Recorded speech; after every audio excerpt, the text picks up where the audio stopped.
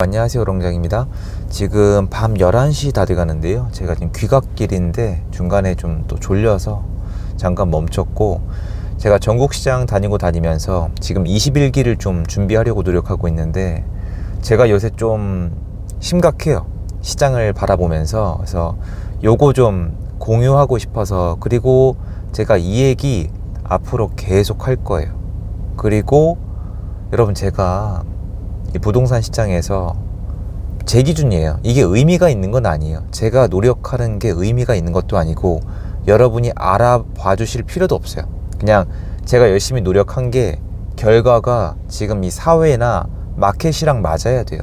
그러니까 제가 노력한 걸 알아주세요가 아니라 그냥 있는 그대로 말씀드리면, 저 정말 열심히 해왔거든요. 그리고 저는 저의 가장 큰 장점은 매일매일 변하지 않고 꾸준히 열심히 하는 거예요. 이건 제가 저희 어머니한테 물려받은 거예요. 제가 자부할 수 있을 정도로 저는 근면성실하게 합니다. 그런 제가 요즘 시장에서 여러분들이 어디 가서 듣기 어려운 부분에 대해서 생각을 하기 시작했고, 지금은 그게 진지해지기 시작했어요.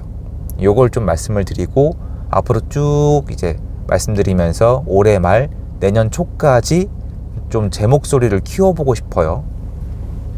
저는 이제 멤버십 운영을 하고 있고요. 그게 매주 토요일 라이브를 진행하고 있고, 지금 이제 4년 됐어요. 그래서 오랜 시간 같이 해주신 분들이 많아요. 좋은 분들이 정말 많고, 지금 시장에서 저도 많이 힘을 얻고 있거든요. 그래서 관심 있는 분들은 아래 링크 통해서 확인을 부탁드리고요.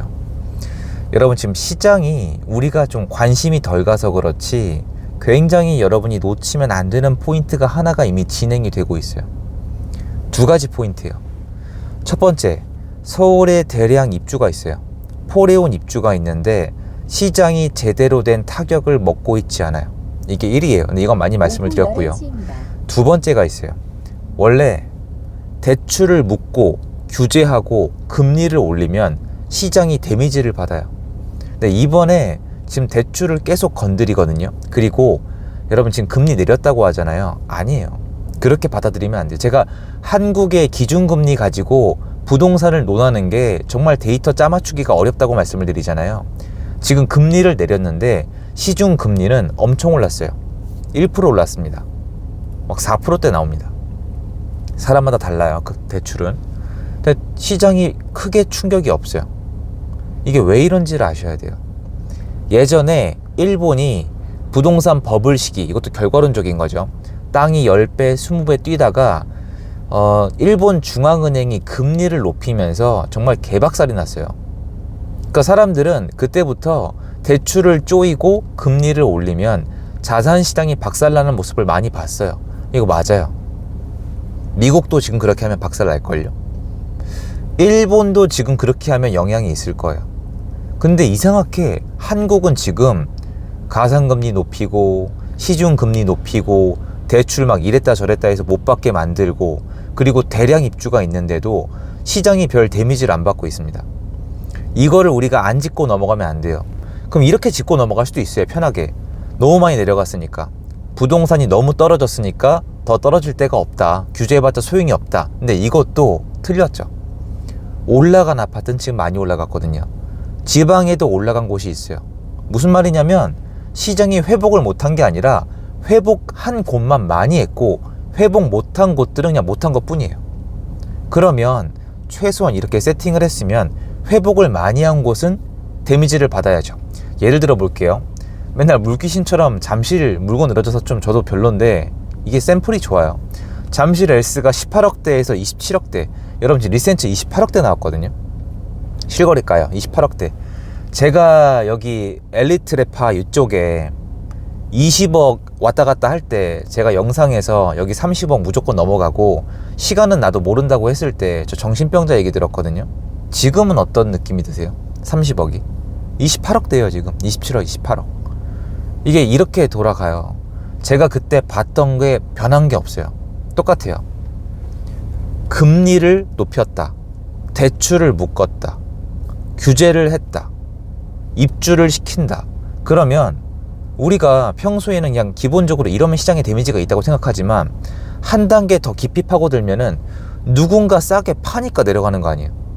누굴까요? 투자했던 사람들이에요.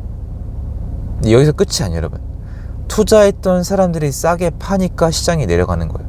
근데 지금 한국 부동산 시장에서 일어나고 있는 현상은 투자자들이 물건을 더 이상 저렴하게 던지지 않고 있다는 거예요. 끝났다는 게 아니라 있는데 지난 2년 반 동안에 많이 털려나갔다는 거예요. 그러니까 급등했던 단지들이 지금 대출을 흔들고 입주를 시켜도 흔들리지가 않는 거예요. 거래량이 줄는 건 입주장의 그냥 기본 생태계예요. 근데 이 생태계 안에서 부가적으로 전세가 먼저 그 다음에 매매가가 흔들리는 게 원래 이쪽의 시스템인데 이게 지금 작동이 안 돼요.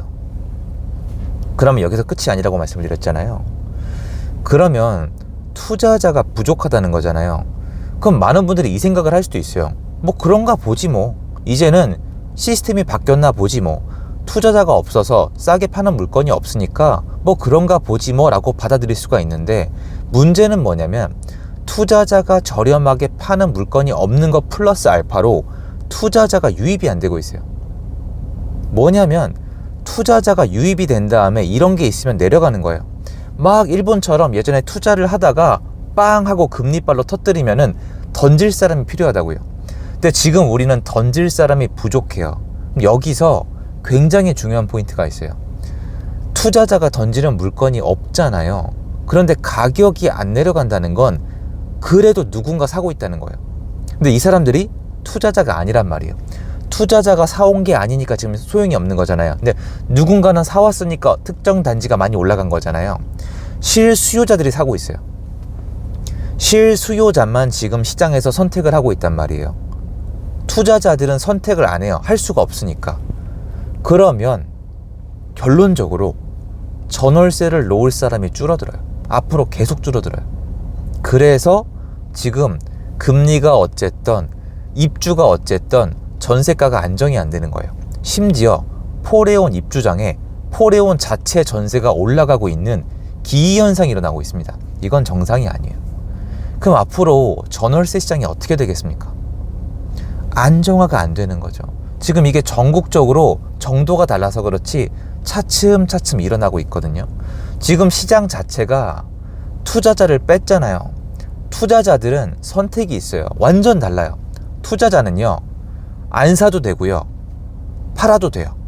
되게 이상하게 들리시겠지만 생각해 보세요. 사면은 이익이 안 날 것 같아요. 그럼 안 하면 돼요. 근데 내가 여러 채를 투자했는데 시장이 안 좋아요. 그냥 빨리빨리 던지면 돼요. 이게 없어요. 그러면 실수요자들이잖아요. 근데 지금 보시면은 대출을 찍어 눌러도 시장에 왜 큰 변화가 없냐면은 실수요자는 찍어 누르면요, 매매는 못할지언정 전세나 월세로 가야 돼요. 부동산 시장은 한 묶음이에요. 매매, 전세, 월세가 한 묶음이고요. 이거를 필수 시장이라고 부르는 거예요. 이게 필수제예요.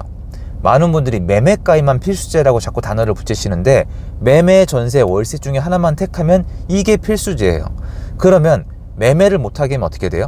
전세, 월세가 오를 거라고 말씀을 드렸죠. 근데 현 정부는 전세도 누르죠. 그럼 어떻게 돼요? 월세가 올라가는 거예요. 현재 정권의 스탠스가 뭐냐면 너네 국민들이 도대체 월세를 어디까지 버티는지 한번 테스트 해보자예요. 이게 안 보이시는 것 뿐이에요. 그래서 전 국민이 지금 다 가난해지고 있습니다. 전세도 비싸고 이자도 비싸고 월세도 비싸니까. 그래서 내수가 안 좋은 거예요. 그냥 쓸 돈이 줄어들고 있는 겁니다. 그러면 우리 이렇게 보면은 그냥 이렇게 돌아갈 것 같잖아요. 이게 그렇지가 않죠. 왜냐면 월세도 제공할 사람이 필요하거든요. 많은 분들이 자꾸 이렇게 농담삼아 말씀을 하세요. 야, 그렇게 월세가 올라가면 투자자가 들어가겠네. 아니에요. 이건 안 해보신 분들이 하는 말씀이에요. 아파트 월세 투자는 그렇게 하지 않아요. 왜 그러냐? 아파트로 월세를 놨는데 예를 들어서 2년 동안 월세를 4천을 받았다고 쳐요. 근데 아파트 값이 4천이 내려갔네. 그럼 여태까지 그 스트레스, 그리고 세금, 만약에 대출이 있다면 이자, 마이너스예요. 이게 입장을 바꿔서 여러분 하시겠어요? 정말? 그리고 아시겠지만 집을 가지고 있으면 불혜택이에요. 집이 없어야 혜택이에요. 불혜택 모드로 가서 월세만큼 매매가가 빠졌어요. 그런데 리스크에 또 노출이 돼 있어요. 이거 안 한단 말이에요.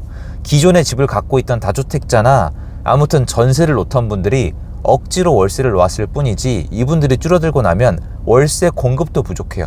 그럼 월세가 더 올라가요. 지금 수도권 월세, 서울 월세 미친듯이 올라가고 있거든요. 아직 멈추질 않아요. 저도 이거를 지금 맞추지를 못했거든요. 너무 많이 올라가서 계속 올라가요 지금. 그러면 언젠간 정말 많은 국민들이 비싼 월세에 노출이 될 거예요.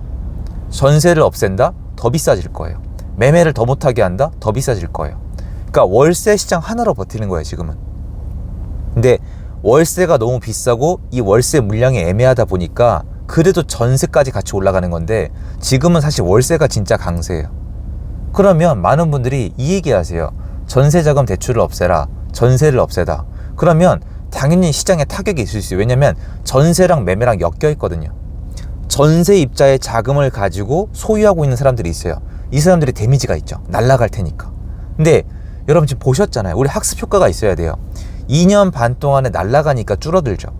그러면 제가 말씀드린 전세가에 의존하고 있는 사람들이 날아가면은 이게 한계가 있어요. 다 날아가고 나면요. 매매랑 월세만 남아요. 그럼 제가 이제 옛날에 월세 막 150짜리 아파트 나중에 이거 월세 300 넘어간다 그러면 미치광이라고 하셨잖아요. 거기 지금 350이에요. 말씀드렸던 단지가. 넘어가겠죠. 그럼 얼마가 될까요? 거의 월세 살이가 불가능할 때까지 갈 거예요. 그러면 사람들이 월세를 못 구하거나 월세가 너무 비싸서 매매를 하겠죠. 이때는 시장 난리 납니다. 한꺼번에 몰려들 테니까. 왜냐면 매매가가 올라간다는 데이터가 뜨면 사람들은 망설이잖아요. 자 보세요. 한쪽으로 가면 월세 내다 내 인생 종치게 생겼고 한쪽으로 가면 집주인의 매매가가 올라가요. 매매가가 내려갈 때는 집주인이 동경의 대상, 불쌍함의 대상이지만 올라갈 때는 내가 되고 싶단 말이에요. 이게 한국이 끓는 물이랑 얼음물밖에 없다는 뜻이에요. 시간이 걸려요. 이 시간이 공포스러워요. 그리고 이 기간 동안에는 사람들이 여유가 있어 보이지만 지금 이게 한국이 가는 길이에요. 누가 지금 이걸 생각하고 있는지 모르겠어요. 제가 2년 전인가 박제가 돼 있겠지만 지금 시장의 핵심 포인트, 주인공은 월세라고 말씀을 드렸어요. 전 의견에 변함이 없는 거예요. 이게 전국에서 다 일어나고 있어요 지금. 그러니까 월세가 비싸서 매매를 한다는 게 아니에요. 갈 데가 없어서 매매 쪽으로. 그러니까 지금 계속 장난을 치는 거예요 국민들한테. 매매를 못 가게 했다가 전세를 못 가게 했다가 그럼 사람들이 끝나는 줄 알아요. 근데 우리가 입장을 바꿔보세요. 매매 못 하셨어요? 전세 못 하셨어요? 어떻게 할래요? 맞아요. 뭐 고시텔이나 부모님 댁에 얹혀 살 수도 있어요. 하루 이틀이죠. 그러니까 계속 가난해지긴 하는데 결론적으로는 이 모든 게임을 원활하게 만드는 방법은 신규 공급이에요. 신규 공급은 매매랑 전세 시장의 유동성을 불어넣어야 사업성이 나와요. 매매가가 적정히 올라가야 공급을 해요. 지금 공급 안 되죠. 이거 뭐 물가 상승, 건설비 이것 때문 아니에요. 저 시행하에요 여러분. 그것 때문에 안 짓는 거 아니에요. 그것도 이유 중에 하나고 정부는 마치 이게 99.9%의 이유라고 얘기를 하겠죠. 사람들은 믿을 테니까. 아니에요. 지금 건설비로 충분히 지어요 여러분. 정말이에요. 사업성이 안 나와서 안 하는 거예요. 지으면 안 되니까. 적폐니까. 이건 지은 다음에 대출이 나오나 전세를 넣을 수가 있나, 잘못하면 감옥 가게 생겼고 분양도 안 되게 생겼고, 그리고 뭐 국가에서 개입해서 사면서 전월세의 경쟁력을 떨어뜨리고 있으니까 저리해 준다고 하잖아요. 그러니까 저가에 전월세를 뭐 하지 말라는 거잖아요. 안 돼요. 신규 공급 부족하죠. 그리고 입주장도 안 통하죠. 대출 규제도 안 통하죠. 금리 상승도 안 통하죠. 이상하지 않으세요? 이상하잖아요. 강남 사구랑 마영 송광은 많이 올라가, 몇 억씩 다 올라갔어요 지금. 전고점 넘은 데도 많아요. 여러분 리센치가 28억이 넘게 찍혀 있다니까요 지금. 26, 27, 28억 이 사이에서 주셔야 돼요. 동호수에 따라서. 잠실주공 5단지도 마찬가지예요. 투자용 상품도 비싼 데는 비싸요. 이상하죠. 그렇게 가는 거예요. 이상한 시장이니까 이상한 결과가 나올 거예요. 예전에 봤던 시장 그 시장 아니에요. 이상하게 움직일 거고요. 상방이에요. 올라가는 구조입니다 여러분. 이거 계속 말씀드릴 겁니다. 이건 생존에 관련된 거니까요. 그거 말씀드리고 싶어서 잠깐 멈춰섰고요. 졸리기도 하고 들어가서 잘 쉬고 내일을 준비하도록 하겠습니다. 감사드리고요. 힘내고 같이 생존해서 원하는 것 얻어낼 수 있으면 좋겠습니다. 들어가보겠습니다. 감사합니다.